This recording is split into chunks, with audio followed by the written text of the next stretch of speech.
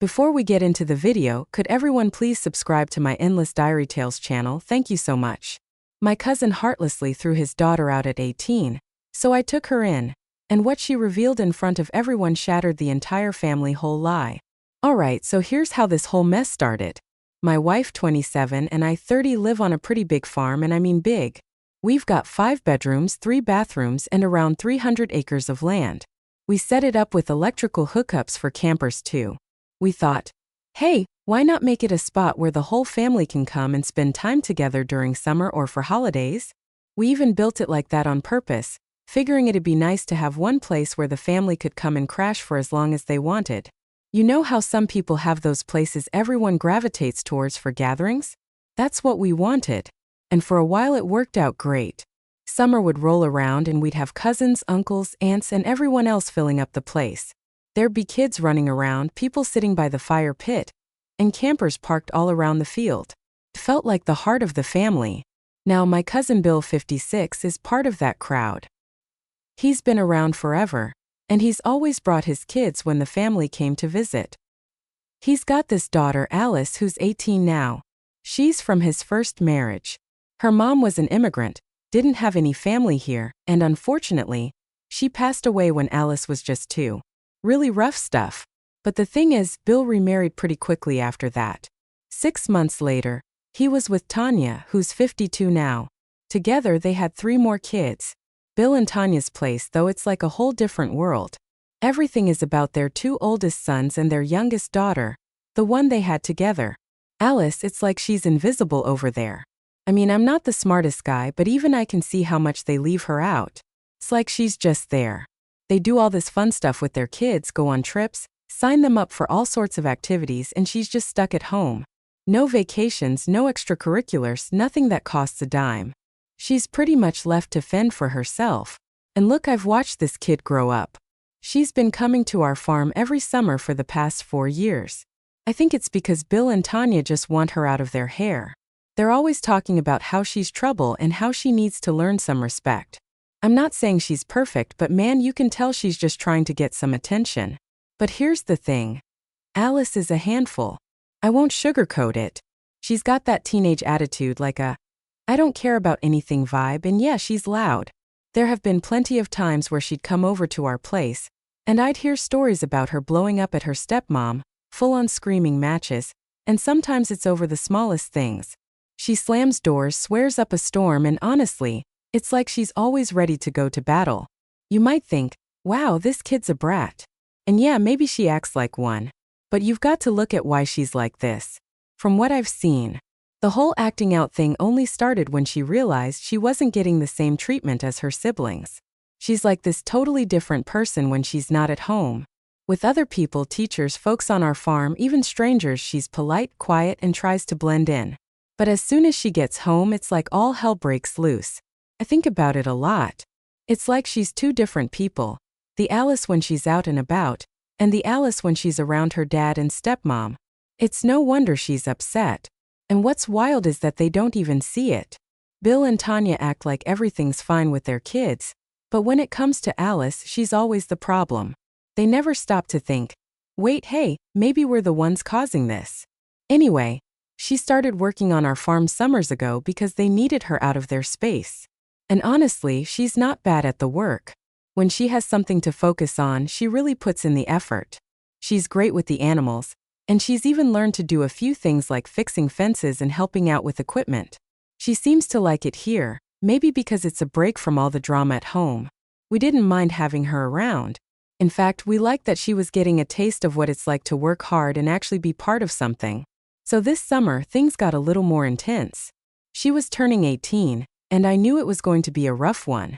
Bill had been going on about how he was kicking her out once she turned 18. It'll teach her responsibility, he said. But all I could think was, dude, you're kicking her out with no plan, no backup, nothing. Just like that, she's on her own. I'm not sure how that's supposed to teach anyone responsibility.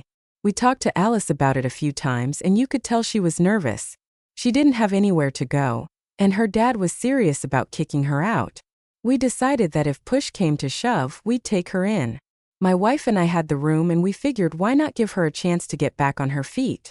We could help her figure things out, maybe get her set up for college or a job or something. She deserves that much at least. The night before her birthday, we had her over for dinner.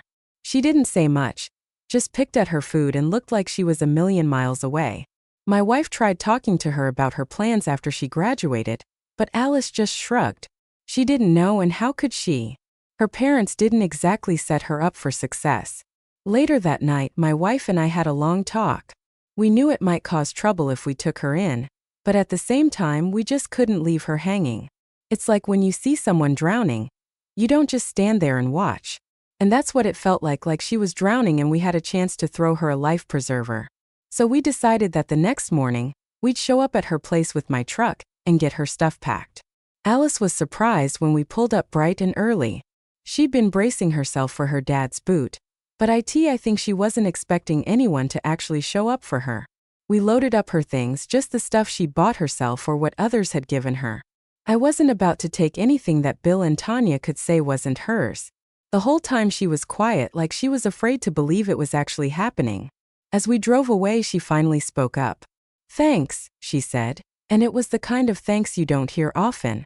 It felt like relief, like someone finally lifted this huge weight off her shoulders. I didn't say much back, just told her that we were glad to have her. Felt like the right thing to do. We were giving her a shot to build her own life without all the baggage her parents kept dumping on her. I mean, it's not like we had all the answers or knew what we were doing. We just figured if we could help someone out who needed it, why wouldn't we? And from that moment, everything started to change. But of course, that's when things got complicated. Alright, so after we got Alice settled in, things started to change pretty fast. First, it was all good. She was quiet, probably just trying to adjust to being in a new place. We set her up in one of the guest rooms, plenty of space, her own bathroom, and some privacy. My wife and I wanted her to feel like it was her home, not just some temporary setup. We told her that she could stay as long as she needed, and there was no rush for her to figure everything out. Now here's the thing. I don't have kids, so I'm not going to act like I know everything about raising one, especially not a teenager. But I knew enough to realize she was still carrying a lot of baggage from her dad and stepmom. It's not like you can just erase years of feeling left out and pushed aside just because you're in a new spot. So we took it slow. We didn't push her to talk about it or anything, but we made sure she knew she could if she wanted to. Alice mostly kept to herself the first few days. She'd come down for meals and help around the farm when we needed an extra hand. But other than that, she was pretty quiet. I figured she was still trying to wrap her head around everything. Can't blame her, really. One minute she's getting kicked out of her house, and the next she's living with her cousin and his wife on a farm. That's a lot for anyone, let alone an 18-year-old who's been through what she has. My wife was great about it, though. She's always had a way of making people feel welcome. She'd leave snacks out for Alice, made sure her room was stocked with everything she might need, and even got her a small TV for her room. It was like her way of saying, "Hey, you belong here." And slowly but surely, Alice started to warm up. She began opening up a bit more, started helping out with the animals without us even asking, and she'd even join us at the dinner table with a smile now and then. Now, I'd love to say that everything was smooth sailing from there, but of course, that's when Bill and Tanya started getting wind of what was happening. It didn't take long. Word travels fast in our family, especially when you've got a big place like ours where people are always coming and going. They must have heard from someone that Alice was staying with us, and well, they didn't take it too well. The first time I heard from Bill was a couple of days after we moved Alice in. He called me up and it was tense right from the start. No, hey, how are you? Or small talk, just straight to the point. What's this I hear about Alice staying with you? He asked. His voice had that tone like he was already mad before I even said anything. I wasn't going to lie. Yeah, she's here. You said she had to leave when she turned 18 and she didn't have anywhere else to go. So we figured we'd help her out. He let out this big sigh like he was annoyed. You know that's not helping her. We were trying to teach her some responsibility.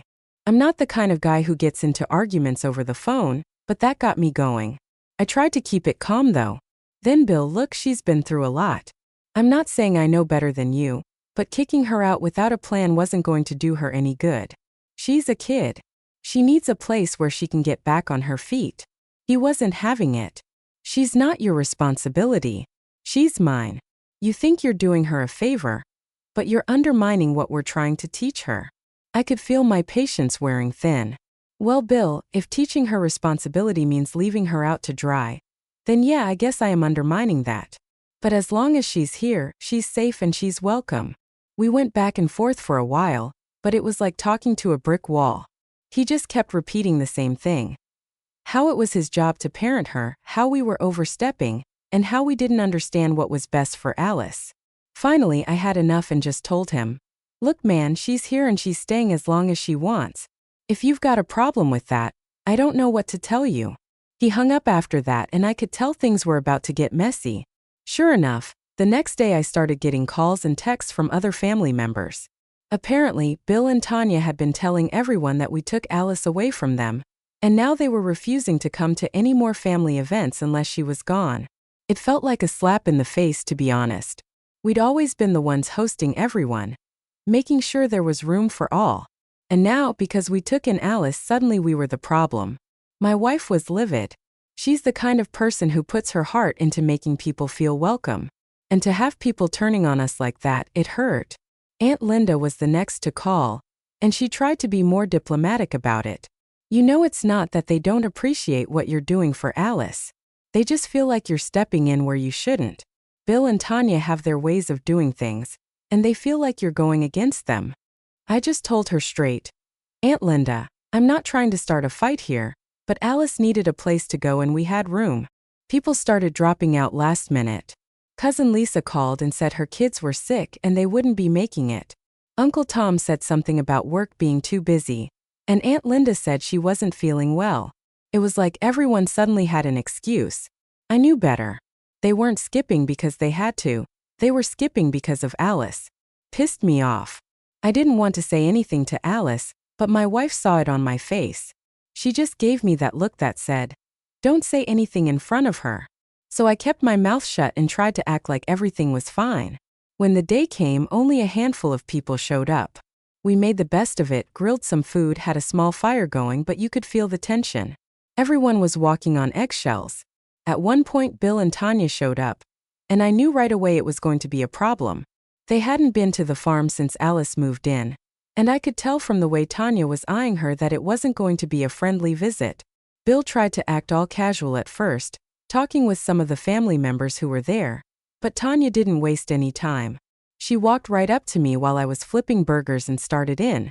"You know this isn't helping anyone," she said, her arms crossed and this tight look on her face. I knew exactly what she was talking about, but I pretended to play dumb. "What do you mean?" I asked, huffing like I was dealing with a child. "Alice, you keeping her here, it's not doing her any favors, and it's causing all this drama in the family." I set down the spatula and looked her in the eye. "Tanya, we're giving her a place to stay because she needs it. That's all." "Well, Bill, and I think it's time she moves on," she said, not even trying to hide her frustration. "She's 18 now. She needs to learn how to stand on her own." I could feel the heat rising, and it wasn't from the grill. Stand on her own? You guys kicked her out with no backup plan. That's not teaching her independence. That's abandoning her. At this point, a few people nearby started to quiet down, clearly listening in. Alice was off helping my wife set up some stuff by the barn, but I could see a few family members exchanging looks like they were gearing up for a front row seat to whatever was about to go down. Tanya leaned in, lowering her voice like she was giving me some kind of warning. "Till, I don't appreciate you getting in the middle of our family business." I wasn't about to back down. "Well, maybe if you treated her like family in the first place, I wouldn't have to." That was it. She threw her hands up and walked away, muttering something about how stubborn I was and how we'd regret it. A few minutes later, Bill came up to me. He didn't look happy. "You know we're not trying to be the bad guys here," he said, looking around like he was making sure no one else could hear. "But Alice needs to move on. This isn't helping her grow." I took a deep breath, trying to keep my cool. "Bill, if you really believe that, then why didn't you help her before? All this, why'd you wait until she was 18 to throw her out?"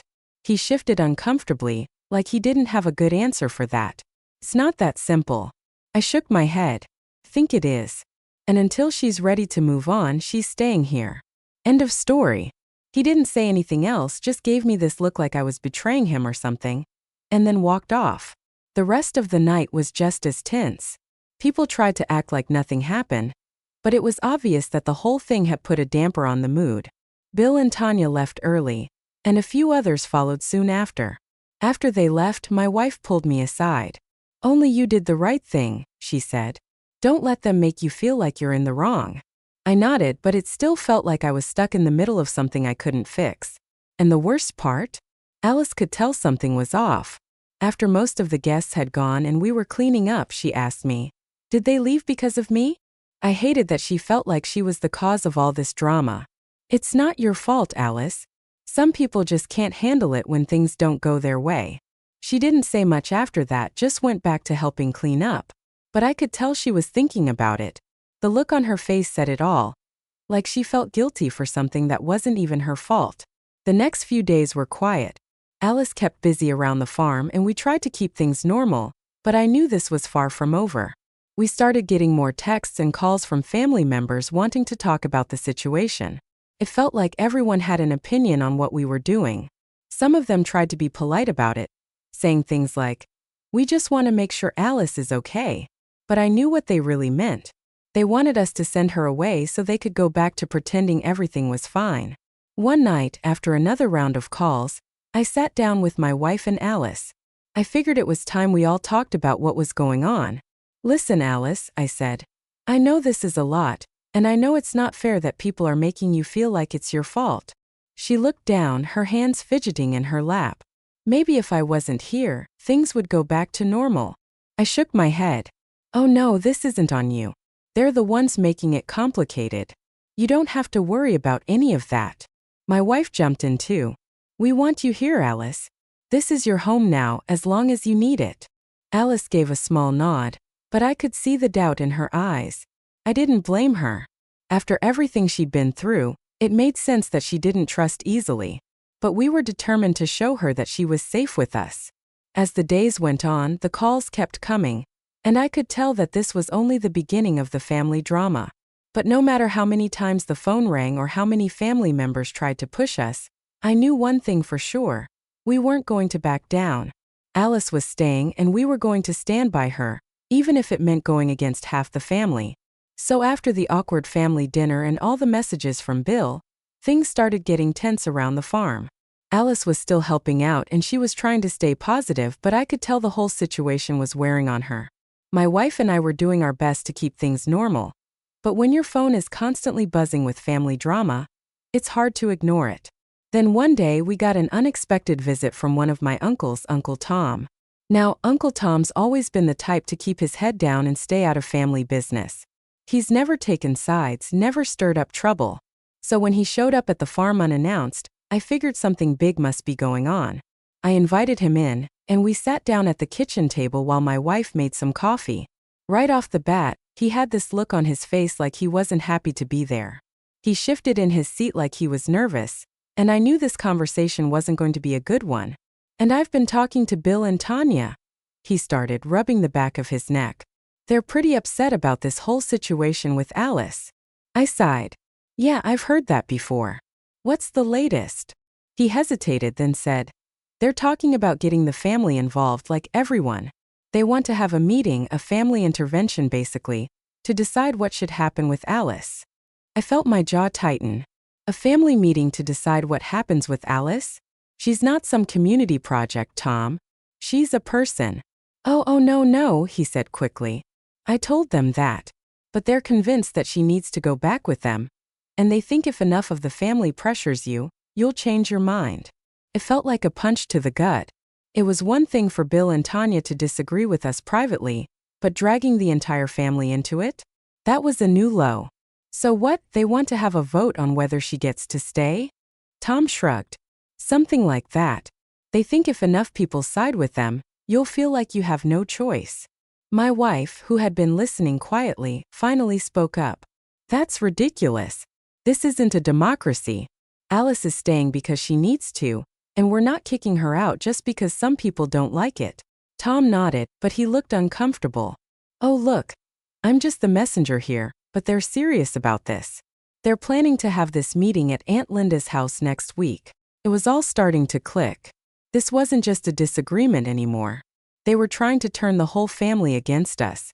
I felt my hands ball into fists under the table. So they think they can gang up on us and that's going to make us back down? He held up his hands like he was trying to calm me down. I'm not saying it's right. I just wanted to give you a heads up, so you know what's coming. My wife and I exchanged a look. We'd been trying to avoid more conflict, but it was clear that wasn't going to be an option anymore.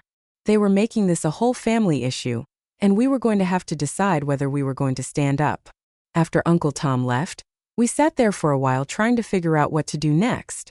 My wife suggested that we reach out to a few family members who'd been supportive, just to see if they'd back us up. It wasn't about taking sides. It was about making sure Alice knew she wasn't alone. So over the next few days we started reaching out to people. We called Lisa, a cousin who'd been in our corner since the beginning. She was furious when she heard about the planned family meeting. That's ridiculous, she said. They're acting like Alice is some problem they need to fix. She's better off with you, and they know it. We also called a couple of uncles and aunts who had been on the fence before. Some of them were hesitant to take a stand, but a few agreed that what Bill and Tanya were doing was out of line. They promised to show up at Aunt Linda's house and speak up on Alice's behalf if things got ugly. Alice, meanwhile, was trying to act like everything was fine, but I could tell the idea of this family intervention was getting to her. One evening, while we were out feeding the animals, she finally brought it up. Is it true that they're having a meeting about me? She asked, her voice quiet. I nodded. Yeah, it's true.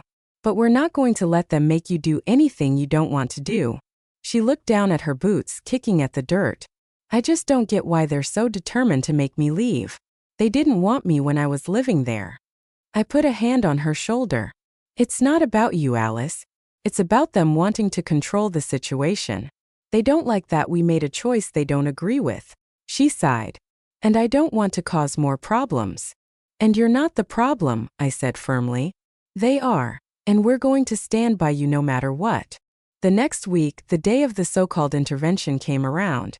We knew we had to show up even if we didn't want to. If we stayed away, they'd probably take that as us backing down. So we got in the truck and headed to Aunt Linda's. When we walked in, the tension was thick.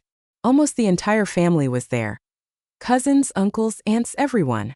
Bill and Tanya were sitting at the head of the table, looking like they were in charge of some big meeting. Alice stayed close to my wife, clearly uncomfortable. I could see the worried looks from a few of the relatives who'd promised to back us up. Bill stood up, acting all official. Thanks everyone for coming. We're here to discuss what's best for Alice. I rolled my eyes. What's best for Alice or what's best for you? Tanya jumped in. Plus, it's not about us. It's about making sure Alice has a stable future. And we think that means coming back home. My wife crossed her arms. Do you mean back to the home she was kicked out of? Bill ignored that and started talking about how the family needed to unite, and how this division was tearing everyone apart. It was all just a bunch of words to make themselves look like they were the victims. A few of our cousins spoke up, but Bill and Tanya had managed to get most of them on their side. Just as things were heating up, Lisa stood up. This is ridiculous, she said, her voice steady. Alice has a home. She's safe. She's loved and she's doing well. If you really cared about her, you'd be supporting her, not trying to force her into a situation she doesn't want. A few others nodded, but most stayed quiet. I could tell it was going to be an uphill battle. Bill kept pushing, talking about how we were isolating Alice and making her dependent on us. It was all nonsense, but he was saying it with enough confidence that some people seemed to believe him. Finally, I'd had enough. I stood up and said, This isn't a democracy. Alice is an adult and she's made her choice. We're not here to debate that. If you don't like it, that's your problem. There was a long silence, and then one by one, people started leaving the room. Some gave us nods of support. Others just walked past without a word. Bill and Tanya stayed put, glaring at us. We're not done with this, Bill said as we turned to leave. Yeah, well, we are, I shot back. We left, and on the way home, Alice looked relieved for the first time in weeks. We knew it wasn't over, but at least she knew we had her back no matter what the family decided. All right, so we were getting closer to the start of Alice's university classes, and things seemed like they were finally settling down a bit. She'd been working hard on the farm, getting things done, and it felt like she was finding her rhythm. My wife and I were trying to stay positive, figuring that once Alice started classes, maybe all this family drama would die down a bit. We thought that if she was in a good place and had a routine, maybe Bill and Tanya would back off. Then just when we thought we could finally take a breath, my phone rang. It was Bill. I knew I shouldn't have answered, but a part of me hoped, maybe just maybe, he was calling to find some middle ground. Maybe he'd realized how much this whole thing was stressing Alice out, and he was ready to work things out. I should have known better. "Hey man," I said, keeping my tone neutral. He didn't bother with a greeting. "I heard Alice is getting therapy," he said, his voice cold. "Yeah, she is," I replied, already feeling the tension creeping in. "She's been through a lot. She needs someone to talk to." "Well, I don't know why you think that's necessary," he snapped. "When we raised her fine, she doesn't need therapy." I couldn't believe it. "Bill, she's been kicked out of her home. She's been dealing with a lot of stuff, and she needs support." "Support?" he scoffed. "Or are you just feeding into her behavior? Making her think she's a victim?" That was it for me. I tried to keep my cool, but it was hard. "Bill, I'm not feeding into anything. She's got a chance to get some help and move forward. If you can't see that, then maybe you're part of the problem." Silence. I could almost hear him grinding his teeth through the phone. "And you've changed. You know that? You used to respect family. Now you're just creating division." That line hit hard. I'd always been about family. My wife and I built this whole place for family gatherings, for everyone to come together. And now he was acting like I was the one tearing things apart. It felt like a slap in the face, but I wasn't going to back down. "Tim, I'm doing what I think is right. You don't have to agree with it, but Alice is welcome here. We're not sending her away just because it makes things uncomfortable for you." He hung up, and I just sat there for a minute trying to collect my thoughts. It felt like everything we'd done for Alice, everything we were trying to build, was being used against us. I was mad, but mostly I felt tired. Like no matter what we did, someone was always going to find a way to twist it into something negative. Later that night, I sat down with my wife to talk about it. We knew that once Alice started her classes, things were going to change. She'd have her own routine, and maybe, just maybe, the family would back off once they realized she was doing okay. My wife suggested we throw one more small gathering before Alice's classes kicked off, just to show her that we were proud of her and that she had a support system here. So we planned a simple dinner, invited a few close family members, just the ones who had been supportive, and set it up to be more of a quiet celebration for Alice. We didn't want her to feel like she was on her own, even if some of the family didn't see it that way. The night of the dinner, everything was going smoothly.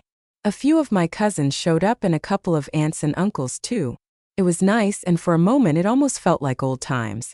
Alice seemed happy, laughing and talking with everyone. For once, it felt like we could actually have a normal night without any drama.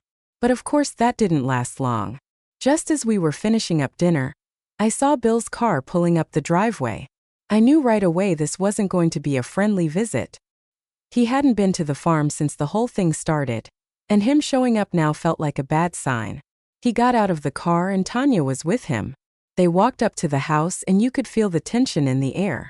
A few of my cousins exchanged nervous looks, and Alice went quiet, her smile fading as soon as she saw them. My wife and I exchanged a look, and I knew we were thinking the same thing. This wasn't going to end well. Bill didn't waste any time. He walked right up to us, and with everyone watching, he said, "And we need to talk now."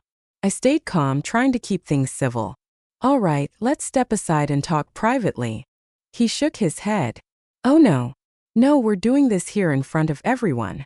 Tanya was standing right beside him, arms crossed, looking like she was ready for a fight. I glanced over at Alice, who was watching with this look of dread on her face. I could tell she was expecting the worst, and honestly, so was I. But I wasn't about to let Bill make a scene in front of everyone. "Fine," I said, crossing my arms. "What's this about?" Bill took a deep breath like he was gearing up for a speech. "And we've given this a lot of thought, and we think it's time for Alice to come home." The whole room went silent. I could see a few people looking around confused. Alice looked shocked, and I could tell she didn't know what to say. I was just as surprised as she was. After all this time, now they wanted her back. Tanya nodded, stepping forward. "We think it's best if she comes back to live with us. We want to fix things as a family." Alice stayed quiet, staring down at her plate. My wife put a hand on her shoulder, giving her a reassuring squeeze. I didn't know what Bill and Tanya were playing at, but I wasn't about to let them bully Alice into going back. She's staying here, Bill. We've been through this already. Bill's face hardened. We don't want her here anymore. She belongs with us.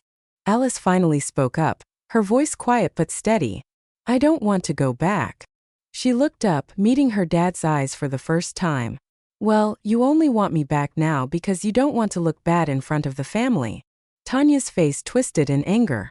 How dare you talk to us like that? Alice didn't back down. But you kicked me out. You didn't care where I went or what happened to me. Now you show up here acting like everything's fine. Bill's expression was hard to read, but I could tell he was losing patience. We're your family, Alice. You can't just run away from that. My wife stood up, her voice calm but firm. She's not running away from anything. She's trying to start fresh, and we're supporting her. Tanya rolled her eyes. Oh, so now you two think you're her saviors, huh? This is why the family is divided. Because you keep interfering. I'd had enough. Interfering? You kicked her out. We gave her a place to stay because that's what family is supposed to do. Bill shook his head, looking around at everyone like he was trying to rally support. And this isn't how it's supposed to be. Alice belongs with us, and you need to stop undermining that. I felt my hands clenching into fists, but I tried to stay calm. Alice is staying here, and that's fine. Bill looked like he was about to argue, but then something seemed to shift. He just stared at me for a moment, then turned to Alice. Fine, stay here, but don't expect us to keep trying. We're done with that. He turned and walked away, Tanya following behind him. The silence in the room was heavy, and I could tell everyone was processing what just happened. Alice just sat there staring at her plate, and I could see the tears starting to form in her eyes. My wife and I didn't push her to talk about it. We just sat with her, letting her know that no matter what, we were there for her. It wasn't the ending we'd hoped for, but at least now she knew who really had her.